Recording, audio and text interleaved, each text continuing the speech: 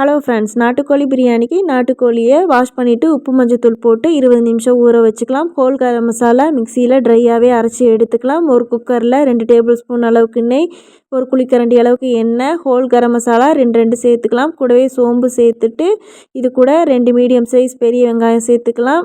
3 பச்சை மிளகாய், ஒரு தக்காளி, இஞ்சி பூண்டு பேஸ்ட், 2 கைப்பிடி அளவுக்கு புதினா கொத்தமல்லி, அரை ஸ்பூன் தனி மிளகாய் தூள் சேர்த்துட்டு கிளறி எண்ணெய் பிரிஞ்சதும் நாட்டுக்கோழி இதில் சேர்த்துட்டு ஹோல் கரம் மசாலா கொஞ்சமாக தயிர் சேர்த்து கிளறிட்டு 1 டம்ளர் அளவுக்கு தண்ணி ஊற்றி 4 விசில் விட்டு கறி நல்லா வெந்து வர அளவுக்கு வேக வச்சு எடுத்துக்கணும். பாசுமதி ரைஸை ஊற வச்சுருக்கேன். 1:1.5 தண்ணி சேர்த்துட்டு ஊற வச்சுருக்க பாசுமதியும் சேர்த்துட்டு இது கூட உப்பு, அரை மூடி எலுமிச்சம்பழமும் சேர்த்துட்டு அரிசியும் தண்ணியும் ஈக்குவலாக ஆனதும் மூடி போட்டு மூடி ஒரே ஒரு விசில் விட்டு எடுத்துக்கலாம். உதிரியான நாட்டுக்கோழி பிரியாணி தயாராகிடும். இது கூட நெய்யில் கிஸ்மிஸ் முந்திரி சேர்த்துக்கிறேன். ட்ரை பண்ணி பாருங்கள்.